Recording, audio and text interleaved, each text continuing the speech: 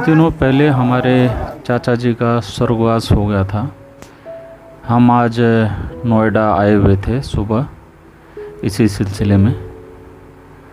तो आज इसी बाबत यहाँ एक शांति पाठ रखा गया था, ब्रह्म भोज रखा गया था। तो हम रिखोला नेगी हैं उत्तराखंड से, और हमारा गांव एक खूबसूरत नदी की घाटी में बसा हुआ है जिसका नाम मसवा सैण है। और यह बेदीखाल के नीचे पड़ता है। जो लोग बैजरो वगैरह जाते हैं इस रूट पे उनको पता है।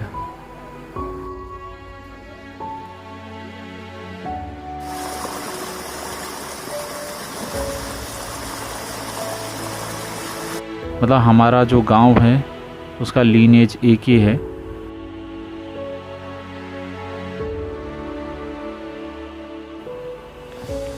हमारे परदादा लोगों ने ही इस गांव को बसाया था। हमारे जो दादाजी थे उनके 5 बेटे थे और 1 बेटी थी, और इन 5 में हमारे जो चाचा जी थे वो सबसे छोटे थे।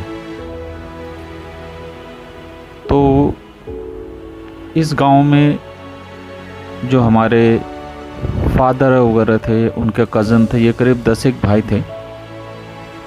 और उन 10 भाइयों का जो परिवार है उनके कुल सदस्यों की संख्या लगभग करीब आज 100 के आसपास है।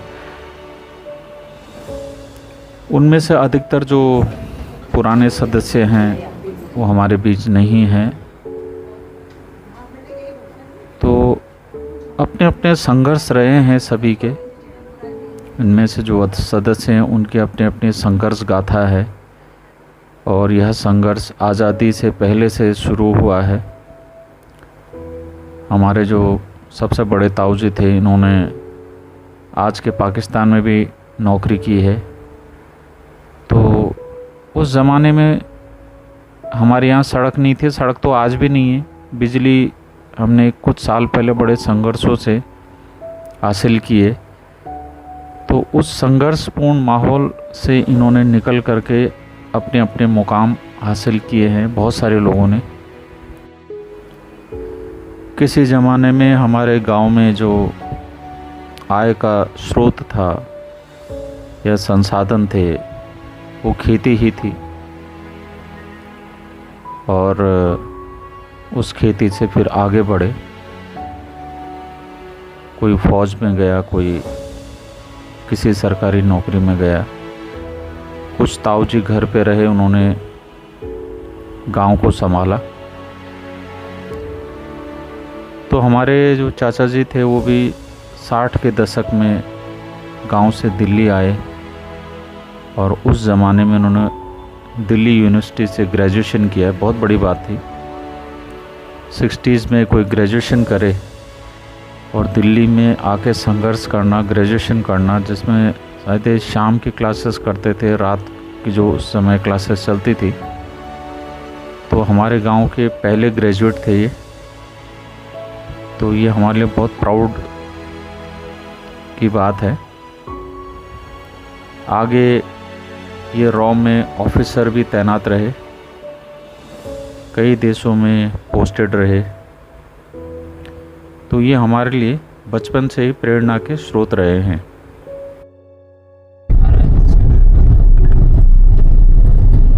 Turn right onto Ashok Road, then turn left to stay on Ashok Road.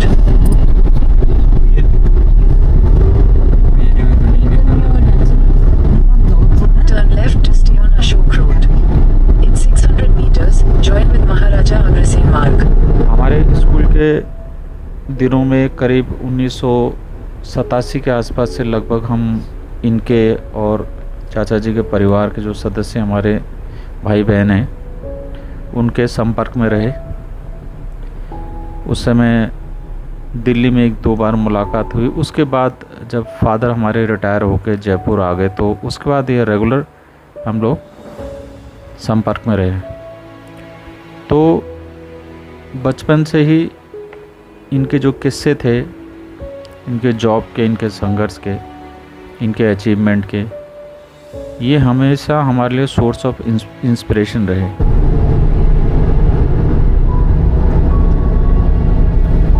Continue for 1.5 kilometers.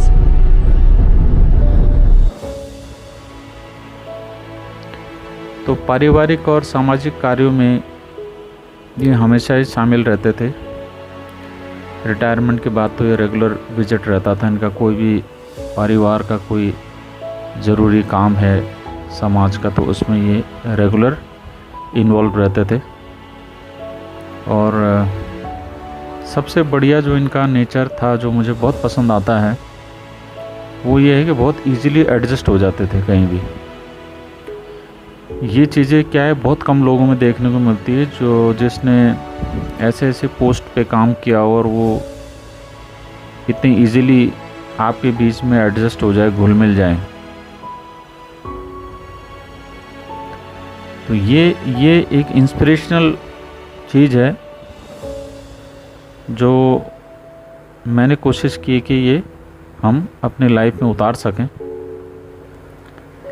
मेरे फादर का भी जो स्वर्गवास है 2 साल पहले हो गया था, और इन्हीं लोगों का जो मार्गदर्शन है वो रहता था हमेशा उसके बाद।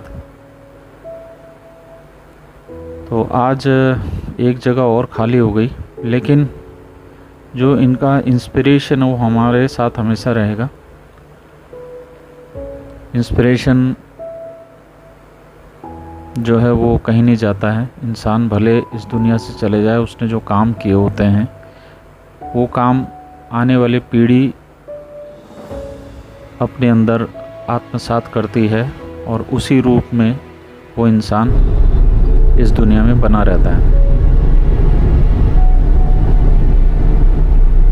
आज के दिन परिवार के काफ़ी लोग आए हुए थे।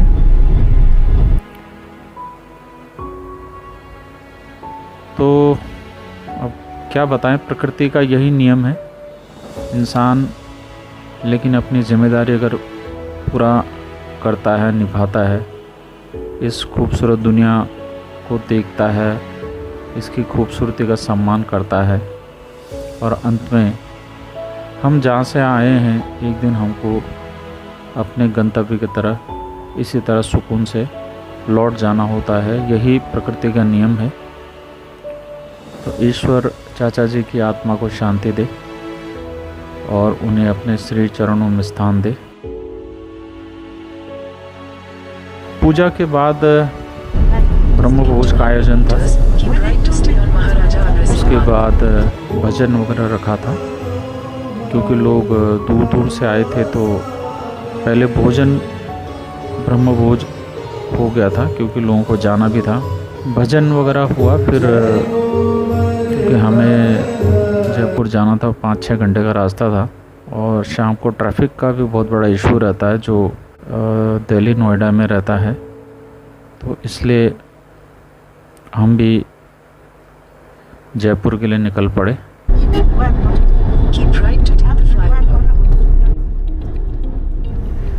जब हम जयपुर से निकले थे तो हमको थोड़ा डाउट हो रहा था कि नोएडा में हम बहुत बुरी तरह से ट्रैफिक में फंस जाएंगे। वो आते समय तो ऐसे कोई ख़ास दिक्कत नहीं हुई, क्योंकि सुबह हम बहुत जल्दी निकल गए थे। तो आज भी हम करीब 4:20 4:25 के आसपास निकल गए थे। तो हमको ये था कि हम ये जाते समय जो ऑफिस आवर होता है छूटने का, इसमें ट्रैफिक में फंस जाएंगे। तो ये नोएडा के अंदर तो हमको कोई ख़ास इसमें अभी प्रॉब्लम आई नहीं है। हालांकि एक जगह 2 जगह थोड़ा सा करीब ये मान लीजिए 5-6 1 मिनट का थोड़ा सा वो था, ट्रैफिक जैम था। तो ये हम क्या बाहर आ गए हैं, तो अब जैसे नोएडा करके बाहर आप आ जाते हैं वहाँ कोई इशू नहीं रहता। ये एक्सप्रेस वे का ये तो हमको बहुत ज़बरदस्त बेनिफिट मिला है। बिल्कुल खाली सड़क और बिल्कुल नाक के सीध में चलते चले जाएं। थोड़ा सा ये दिल्ली नोएडा जब क्रॉस करने का इशू रहता है वहाँ बहुत चौकन्ना रहना होता है आपको मैप को लेकर के। एक बगल में थोड़ा सा जो आपके बगल में जो सीट में बैठा होता है कैंडिडेट, थोड़ा सा उसकी भी हेल्प लेनी होती है। तो अब तो हम ये एक्सप्रेस वे में आ गए हैं और धूप भी वैसे तो शाम होने को आ गई है, लेकिन अच्छी बात यह है कि इसमें ट्रैफिक नहीं रहता है। जो पुराना रास्ता है हालांकि वो उसमें काफ़ी हलचल रहती है। वैसे देखा जाए तो ये रास्ता समय तो आपको बचाता है, लेकिन रास्ता थोड़ा सा बोरिंग है क्योंकि आप एक कंक्रीट जंगल से दूसरे कंक्रीट जंगल में एंट्री कर जाते हैं बिना कुछ नेचर को एंजॉय किए हुए। नेचर मीन्स पेड़ पौधे जंगल वो तो खैर है ही है, बट वो जो इंसानी बस्ती है, ढाबे हैं, वो जो चहल पहल है, होड़ हंगामा है, जिसकी हमें थोड़ी आदत भी लग गई है और वैसे तो खैर होना ही चाहिए, तो वो थोड़ा सा आदमी मिस करता है। तो ये थोड़ा सा एक विरोधाभास है कि इंसान को एग्जैक्टली लाइफ में क्या चाहिए। उसको ज़िंदगी सीधी सीधी चाहिए, कोई संघर्ष नहीं चाहिए, तो वो बहुत बोरिंग है। जैसे ही इसमें कोई संघर्ष नहीं है, इस सड़क में गाड़ी चलाओ आप, कोई संघर्ष नहीं है इसमें, लेकिन ये है बहुत बोरिंग। तो ये देखिए हम यहाँ से ऊपर चढ़ रहे हैं। अब ये एक्सप्रेस वे में मिल जाएंगे हम, जो दिल्ली बॉम्बे वाला जो एक्सप्रेस वे है, दिल्ली मुंबई वाला, उसमें हम ये मिल जाएंगे। और फिर हमको नाक के सीध में 2 घंटे तक गाड़ी चलानी है। ये देखिए यहाँ, अब ये तो थोड़े बादल लगे हुए हैं, शाम है, लेकिन यहीं अगर आपको दिन में गाड़ी चलानी पड़े तो हालत ख़राब हो जाती है। एसी तो कंपलसरी है, बिना एसी के तो आप गाड़ी चलाना बड़ा मुश्किल है।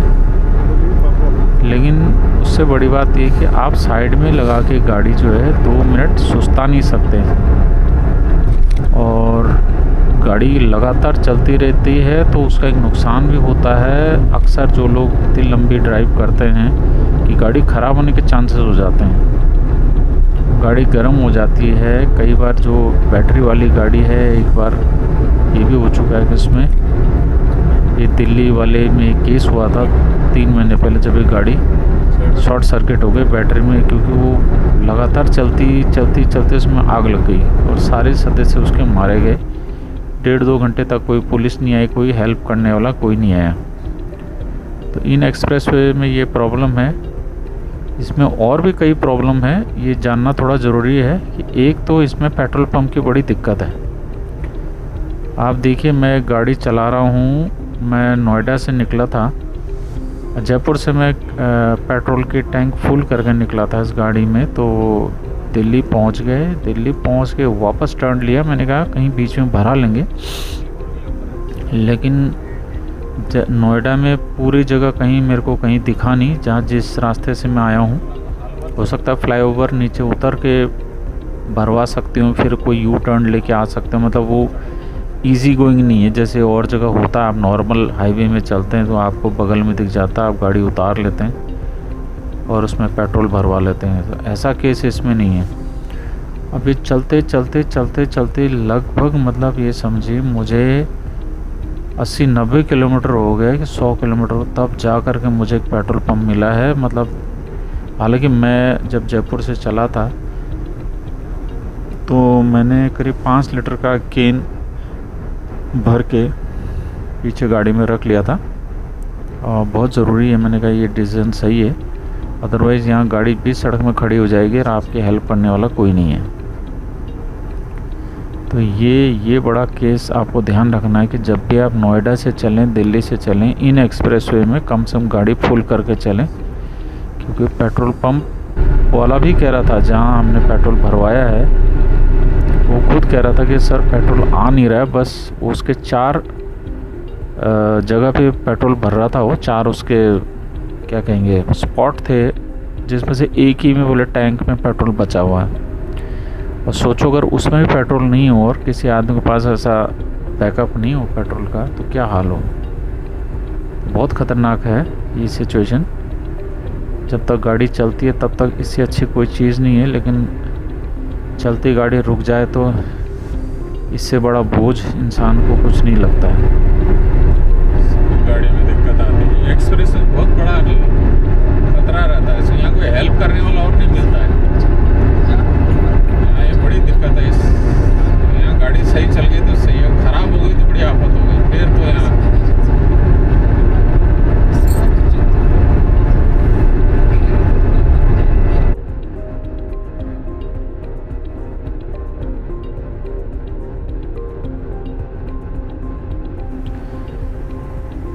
तो हमारा जो परिवार है, उस गांव का जितने भी परिवार के सदस्य हैं, अब समय के साथ साथ ये अलग अलग जगहों में बस गए हैं। कोई जयपुर, हम लोग जयपुर बस गए हैं, कुछ जोधपुर चले गए, काफ़ी सारे लोग दिल्ली में रहते हैं, कुछ देहरादून रहते हैं, कुछ मुंबई रहते हैं और कुछ बाहर कंट्री भी शिफ्ट हो गए हैं। तो समय के साथ देखो ये कैसा ये फैलाव चलता है, ये माइग्रेशन जो चलता है। अब हम कहने को तो हम कहते हैं कि भाई उत्तराखंड में पलायन हो रहा है,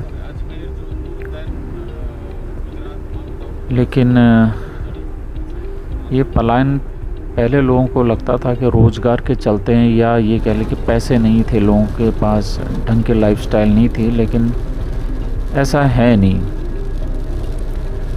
ये पलायन जो हमको दिखता है, कभी कभी हमको लगता है कि ये रोज़गार नहीं मिलने के चलते होता है या अच्छी लाइफस्टाइल के चलते होता है पलायन। ऐसा नहीं है। पलायन प्रकृति का एक नियम है, बहुत धीमे धीमे सबको अपनी गिरफ्त में लेता है। आप अपने जीवन को भी ध्यान से देखें तो एक हमारा जीवन जो एक बच्चे से शुरू होता है, बच्चे से हम पलायन करते हैं, हम किशोरावस्था में आते हैं, फिर वहाँ से हम पलायन करते हैं किशोरावस्था को, तो हम बड़े होते हैं, जवान होते हैं, जवानी का पलायन बुढ़ापे में जाके रुकता है और अंत में हम इस दुनिया से पलायन कर जाते हैं। तो प्रकृति का ये नियम है, इसमें आप ज़्यादा कुछ कर नहीं सकते हैं। तो ये हम देखिए जयपुर के लिए अब हम यहाँ से लेफ़्ट टर्न लेंगे और ये जयपुर के लिए जो अलवर वाली जो रोड है इसमें टर्न कर जाएंगे। तो ये एक दो जगह आपको ध्यान रखना होता है कि अदरवाइज़ कहीं सीधे सीधे चले जाएं तो थोड़ा गूगल मैप को खोलना ज़रूरी है, क्योंकि उसमें आवाज़ आ जाती है कान में कि भाई लेफ़्ट ले लें, ये ले लें। हालांकि वो साइन बोर्ड भी आते हैं। तो यहाँ से हमने लेफ़्ट ले लिया। अब ये हम यहाँ से करीब करीब 80-90-100 किलोमीटर के आसपास है जयपुर। तो ये खूबसूरत सी लाइटें दिखती हुई रात को, खामोश, कुछ सुकून, कुछ खामोशी। रास्ता काफ़ी अच्छा है। एक दो जगह पैच वर्क चल रहा था जब हम आए थे, लेकिन ये जाते वक्त जो रास्ता है ये एटलीस्ट जयपुर तक तो ठीक ही लग रहा है। तो आज सुबह से गाड़ी में चला रहा हूँ। सुबह 5:15 बजे करीब हम निकले थे नोएडा के लिए। तो हम 5 घंटे 5.5 घंटे में पहुँच गए थे, जिसमें आधा घंटा हमने ब्रेक लिया था। और आते समय भी ये करीब 5.5-1 घंटे का रास्ता रहेगा, क्योंकि ट्रैफिक रहता है शहर में। तो जयपुर में थोड़ा सा ट्रैफिक मिलेगा, हालांकि शायद हम 10 बजे के आसपास पहुँचेंगे तो थोड़ा ट्रैफिक कम हो चुका होगा। तो ये रहा कि थोड़े बादल वगैरह रहे तो ठंडक बनी रही, बारिश भी हो गई रास्ते में। तो और ट्रैफिक इसमें बहुत कम है, तो ये थोड़ा सा आराम की चीज़ है। बट वही है कि गाड़ी थोड़ी फिट रहे, बस यही दिमाग के सबकॉन्शियस हिस्से में यही चलता है कि गाड़ी कहीं कुछ गड़बड़ नहीं करे, बस चुपचाप ऐसे ही चलती रहे। तो ये रहा हमारा सफ़र। तो इस तरह से हमारा परिवार काफ़ी अब फैल चुका है। बच्चे जो नई पीढ़ी के हैं, अब ये जो जेन जी हैं ये हमारे बच्चे हैं जेन जी। अब ये जेन जी के ऊपर दारोमदार है सारा कि ये कहाँ किस जगह अपने आप को सेटल करते हैं। जेन जी को लेकर थोड़ा सा चिंता ज़्यादा होती है। वैसे तो जब हम खुद नौकरी के लिए थे तो हमने भी बहुत ज़्यादा संघर्ष किया है। हमारे टाइम में तो नौकरियां मतलब वैसे तो उस हिसाब से थी, क्लरिकल जॉब वगैरह की निकलती थी काफ़ी वैकेंसी, ऐसे भी नहीं है, आज के मुकाबले तो काफ़ी निकलती थी हमारे टाइम पर। लेकिन वही था, उनकी कैटेगरी फिक्स थी, या तो पुलिस में जाओ या फ़ौज में भर्ती हो या क्लरिकल जॉब करो, डॉक्टर बनो, इंजीनियर बनो और होटल मैनेजमेंट वगैरह करो। तो जो पढ़ने लिखने वाले बच्चे होते थे, पढ़ने लिखने इन द सेंस कि जिन्होंने मेहनत की, संघर्ष किया, उन्होंने वो मुकाम हासिल भी किया है। तो मेहनत संघर्ष करने वाले बच्चों के लिए, लोगों के लिए तो खैर आज भी जॉब खुले हुए ही हैं। बस वो जॉब की जो क्लासिफिकेशन है वो थोड़ी बदल गई है। लेकिन कुछ सालों में एआई की एंट्री हुई है, तो अब एआई की एंट्री होने से नौकरियां थोड़ी सी शिफ्ट हो गई हैं, आईटी सेक्टर की तरफ ज़्यादा हो गया है। और इसमें भी आईटी सेक्टर के कई जॉब के, जैसा हम सुनते हैं, जाने की संभावना है, नई जॉब क्रिएट होंगी। और जो नॉर्मल आईटी के जॉब होते थे किसी ज़माने में, एमएस वर्ड है, पावर पॉइंट है, एक्सेल है, इसमें ख़तरा है। तो ये देखिए फाइनल हमने एग्ज़िट लिया है जयपुर के लिए। अब यहाँ से हम जयपुर शहर में एंटर कर जाएंगे। तो गाड़ी सेफली यहाँ तक पहुँच गई, ये गनीमत रही।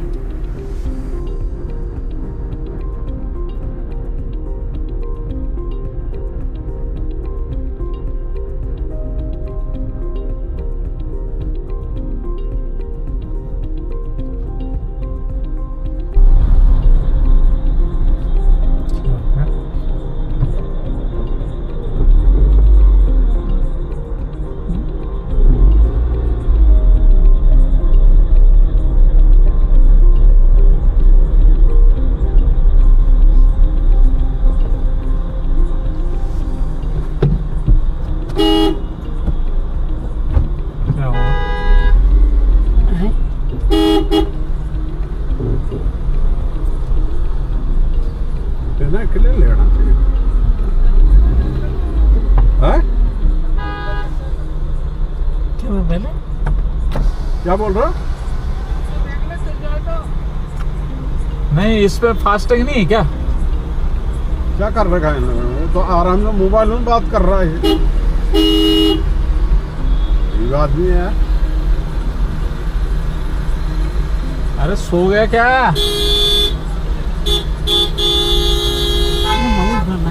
क्या चल रहा है?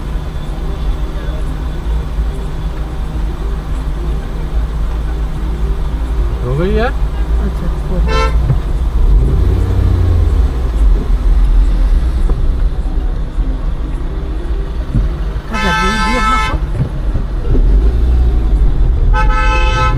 गाड़ी लाइन लगी हम बात करो मोबाइल आदमी है।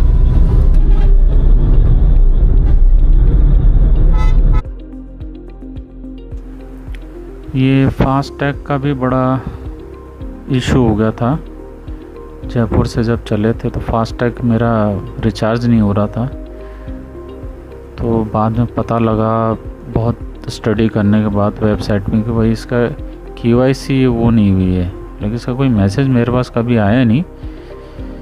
और वो बैंक वाले भी, उनको भी कोई मतलब नहीं, वेबसाइट में डाल दिया बस। वो फिर मैंने कस्टमर केयर में पूछा कि भाई ये रिचार्ज क्यों नहीं हो रहा, तो उसने पता करके बताया कि आपकी KYC पेंडिंग है। तो उसका पूरा प्रोसेस उससे समझा, फिर लिखा, फिर वेबसाइट पे गया। और वो भी मुझे बहुत संघर्ष करना पड़ा। जो वेबसाइट के इंस्ट्रक्शन पॉपअप हो रहे थे मैं वो सब कर रहा था, बट वो हुआ नहीं। मैंने 8-10 बार ट्राई कर लिया, पासवर्ड जनरेट कर लिया, OTP डाल लिया नया। लास्ट में एक ट्राई मारा था, मैंने कहा ये हो गया तो हो गया, नहीं तो देखते हैं। फिर अंत में हो ही गया। चलो, तो ये हम घाट की गुणी टनल में एंटर कर गए हैं। और ये टनल जयपुर का कुछ सालों पहले बना था, 7-8 साल पहले, 10 साल पहले, एग्जैक्ट याद तो नहीं है। और इसके बनने से काफ़ी आराम मिला है। तो ये खूबसूरत सा टनल, अब तो उत्तराखंड में ऐसे बहुत सारे टनल बन गए हैं।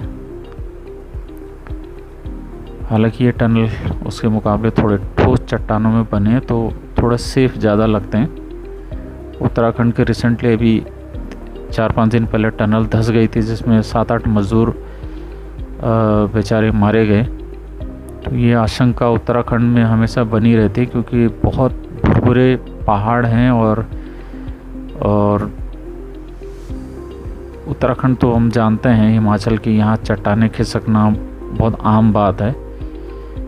तो टनल उसमें आप बना दो तो मतलब वैसे चट्टानें खिसक जाती है, टनल और बना दिया तो वो और कमज़ोर हो जाते हैं। तो बहुत एक्सट्रीम इंजीनियरिंग चाहिए। तो बड़े मुश्किल से, अब पता नहीं कितने मज़दूर और उसमें फंसे हुए हैं। उम्मीद है उनको सकुशल निकाल लिया जाएगा। और यही केस अभी कुछ सालों पहले उत्तराखंड में पहले भी हुआ था, जब एक टनल धंस गई थी। हालांकि उसमें सिर्फ वो बाहर निकलने का रास्ता बंद हो गया था, मज़दूर सेफली अंदर थे उसके। तो ये टनल के साथ तो ये दिक्कत रहती है। तो ये हम अब फ्लाईओवर में चढ़ गए, जो कि अजमेर रोड से कनेक्ट हो जाएगा। और अजमेर रोड पे ही हमारा घर है, वर्धमान नगर भी है। और उससे थोड़ा आगे चल के जहाँ मेरा मकान है, नारायण विहार, नारायण सागर विस्तार, वो भी इसी रोड से जुड़ा हुआ है। तो इस तरह से हमारा आज का ये सफ़र पूरा होता है। उद्देश्य ये था कि हम जो हमारी यादें हैं वो इसमें प्रिजर्व हो, लोग जाने हम कौन हैं, कहाँ से आए हैं। जो हमारे परिवार के सदस्य हैं ये जाने कि हम कौन हैं, हमारे जड़ें कहाँ हैं, हम कहाँ कहाँ रहते हैं, आज हम कितने लोग कहाँ कहाँ फैले हुए हैं। तो उनको ये बताना कि हम हमारे ये इतिहास बनता चला जा रहा है। तो आगे भी अपने इस तरह के सफ़र को हम आपसे शेयर करेंगे, और भी चीज़ें शेयर करेंगे इस चैनल में। तो आप इसमें बने रहिए, इसे शेयर कीजिए, सब्सक्राइब कीजिए। और good night, thank you, bye bye, thanks for watching, नमस्ते।